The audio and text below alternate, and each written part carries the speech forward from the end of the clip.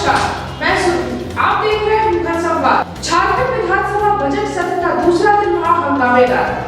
आजसू विधायक लंबोदर महतो ने झारखंड वनांचल आंदोलनकारियों के चिन्हितीकरण के लिए कार्य स्थगन प्रस्ताव लाया। 2002 में मंत्रिमंडल समिति के द्वारा जो अनुशंसा किया गया था 73% आरक्षण लागू करने का, जिसमें 27% था ओबीसी के लिए, 32% एसटी के लिए और 14% ओबीसी के लिए। तो 73% आरक्षण लागू करने के लिए 2002 में मंत्रिमंडल समिति ने जो अनुशंसा की थी, उसी अनुशंसा को लागू करने के लिए आज मैंने इसको अल्पसूचित प्रश्न के माध्यम से उठाया था और कई विधायकों ने इस ध्यानाकर्षण के माध्यम से भी और अन्य माध्यम से इस प्रश्न को उठाया था। तो हम लोग सरकार से यही मांग कर रहे हैं कि 2002 में मंत्रिमंडल समिति के द्वारा जो 73% आरक्षण लागू करने का अनुशंसा की गई थी, सरकार उसको अविलंब और अक्षरशः लागू करने का काम करे।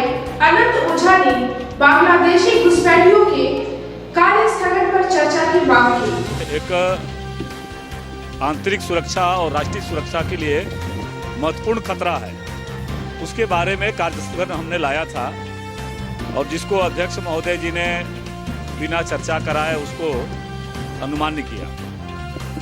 उसका मूल उद्देश्य था कि अभी हाल के दिनों में देश के अन्य राज्य की पुलिस साहेबगंज जिला आई थी और जब पुलिस जांच करने लगी तो पता चला कि 20 लाख रुपए का मोबाइल, महंगे मोबाइल, वह मोबाइल चोरी करने वाला जो गिरोह है, वह गिरोह उधवा प्रखंड, राजमहल प्रखंड के दियारा क्षेत्रों में रहता है। और वहां से मोबाइल जब उसको गिरफ्तार किया गया तो पता चला कि उसने सारा का सारा माल बांग्लादेश भेज दिया गया है। इस प्रकार से अन्य राज्यों का भी पुलिस सोना चोरी के केस में बांग्लादेशी घुसपैठियों को पकड़ती है।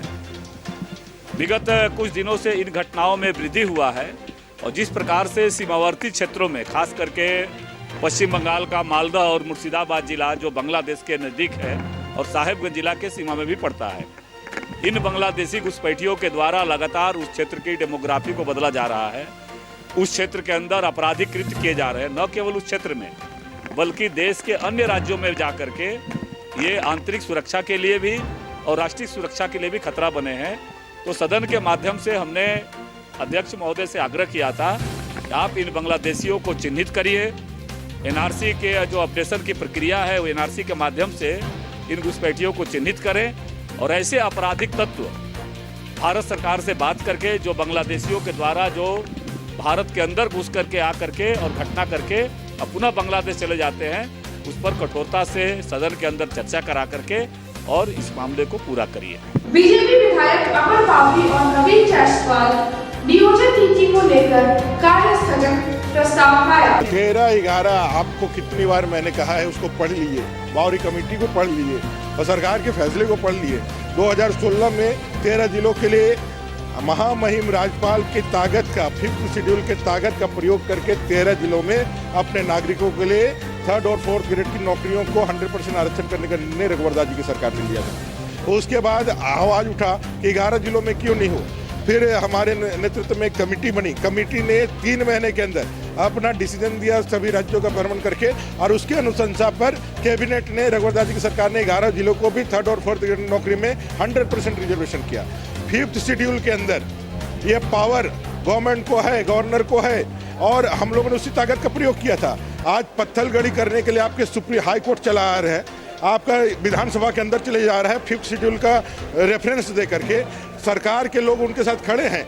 यदि सरकार के लोग ये मानते हैं कि 5th शेड्यूल में गवर्नर का इतना मजबूत ताकत है कि वो पत्थलगड़ी आपके हाई कोर्ट को कर सके यहाँ विधानसभा, तो महामहिम राज्यपाल ने तो सिर्फ अपने नागरिकों को 3rd और 4th ग्रेड की नौकरियों में आरक्षण देने का काम किया था, वो भी सिर्फ 10 सालों के लिए, परमानेंट आरक्षण नहीं था, 10 सालों के लिए। आप उसको जस्टिफाइड नहीं कर रहे हैं, आप उसके साथ खड़े नहीं हैं और पत्थलगड़ी के साथ खड़े हैं। साफ है कि युवाओं को रोजगार देने के नीति नियत में आपकी खोट है। आप सिर्फ राजनीति चमकाने के लिए जो अपने अधिकार क्षेत्र से बाहर देशद्रोह का काम कर रहे हैं, उनके साथ आपकी राजनीति रोटी सेकी जा सकती है, आपको वोट बैंक का वोट मिल सकता है, इसलिए आप उसके साथ खड़े हैं। और युवाओं के साथ आप इसलिए खड़े नहीं है क्योंकि यहाँ के झारखंडी युवा अगर पढ़ लिख करके शिक्षित बन करके अपने पैरों पे खड़े हो गए तो आपका जो रास्ता है, आपका जो वोट बैंक का जो रास्ता है, आपकी जो सत्ता है वो हमेशा के लिए चली जाएगी। अब हमें दीजिए इजाजत, देखते रहिए मुखर संवाद। जब टूटती है आस, जब थकती है सांस, जब रूठते हैं अपने, मुंह मोड़ता है जमाना, जब अंगड़ाई लेता है संकल्प, फिर बनती है कहानी, बनते हैं अनमिट निशान। देखिए मेरे साथ संघर्ष की दास्तां।